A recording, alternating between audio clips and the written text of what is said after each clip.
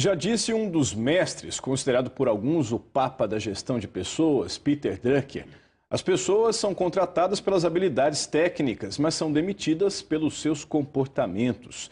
Para falar sobre os principais causas, esses comportamentos que levam ao desligamento das pessoas de uma empresa, estamos aqui com o consultor Bennett Entchev, como de costume, às sextas-feiras.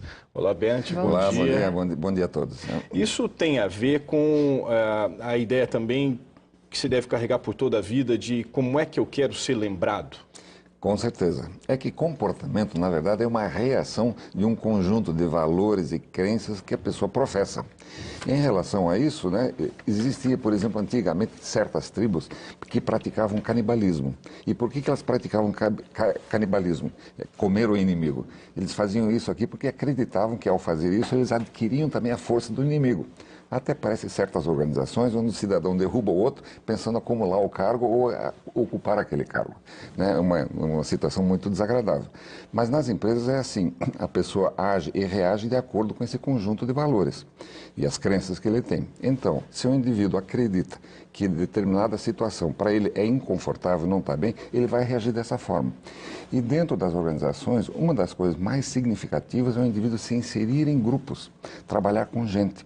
E nos cargos de gestão, então, isso é absolutamente imprescindível, que o indivíduo, para poder ser admitido na empresa, permanecer na organização, com certeza vai ser a habilidade com a qual ele se insere no contexto humano da organização. Até porque essa dificuldade de trabalhar em grupo dificulta muito também a resolução dos problemas, né? É mais difícil chegar a um consenso, chegar a uma solução, né? Também, porque, vamos dizer assim, se o grupo não se entende de alguma forma, se um acredita uma coisa e outra noutra, você não vai ter uma solução legal. Então, é importante e significativo que as pessoas tenham uma certa convergência.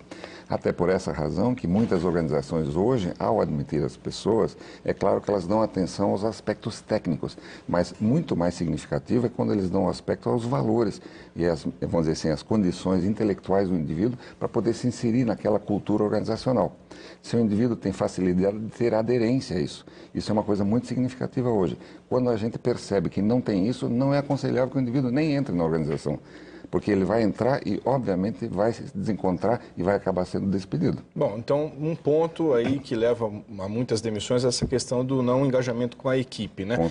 E o segundo seria a questão de relacionamentos, que obviamente está ligado a... Que está ligado também a comportamento. Quer dizer, se você está num grupo e você se isola, você não consegue conversar com eles, não consegue trocar, principalmente, como é que a gente vai poder construir alguma coisa em comum? E, finalmente, o último também é uma coisa que a gente chama de entusiasmo. Porque um indivíduo que não tem entusiasmo, de alguma forma, ele não consegue dar o máximo de si em relação àquela tarefa, em relação àquelas missões que a empresa normalmente passa para ele. A falta de entusiasmo reduz muito, vamos dizer assim, a produtividade, seja em qual dos setores que a gente quiser analisar na organização. Quer dizer, entusiasmo é tão significativo quanto engajamento, quanto relacionamento.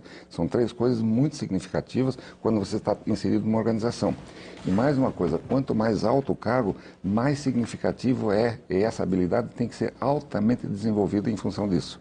Agora, o comportamento ele ficou mais complexo com o advento da internet, né? A pessoa não pode ter um comportamento na empresa e via internet ter outro comportamento, um comportamento que não se adeque, enfim, ao seu cargo, à sua função ou mesmo à política da empresa, né? Com certeza, eu tenho falado repetidas vezes de que se você tem, por exemplo, um determinado perfil no LinkedIn e no Facebook você tem um muito diferente, como vi recentemente de uma moça, que no LinkedIn parecia uma senhora muito púdica, muito certinha, e no Facebook essa mesma pessoa tinha um LinkedIn onde ela parecia quase pelada, sem roupa.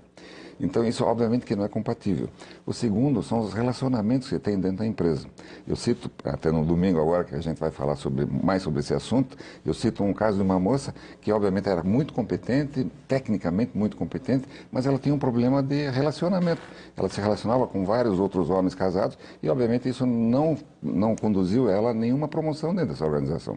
É claro que o comportamento, novamente, o comportamento é o centro e a base das relações humanas e da manutenção do indivíduo na organização. Isso não é nenhum favor. Agora, Bennett, eu queria pegar um ponto que você falou no início da entrevista, sobre o canibalismo, né? A ideia de um profissional derrubar o outro para ficar com o cargo, enfim. Claro que a gente pode lidar também com situações de sabotagem, de mentira, enfim, coisas que levam. Mas, em geral, ninguém derruba ninguém, né? A pessoa que, diante do comportamento que adota, é que abre brechas, vamos dizer assim, para ser derrubado. Né? Sim, às vezes, e às vezes não. Às vezes você consegue, vamos dizer, de uma mentira transformar isso numa verdade. E continua sendo uma mentira. Isso existe também nas organizações. Até por essa razão que existem boatos. E quando você é vítima de um boato, fica muito difícil você desmanchar isso. Quer dizer, tem que ser uma coisa muito cabal, uma coisa muito clara, muito transparente, para que aquele boato, aquela coisa, não afete a sua vida profissional.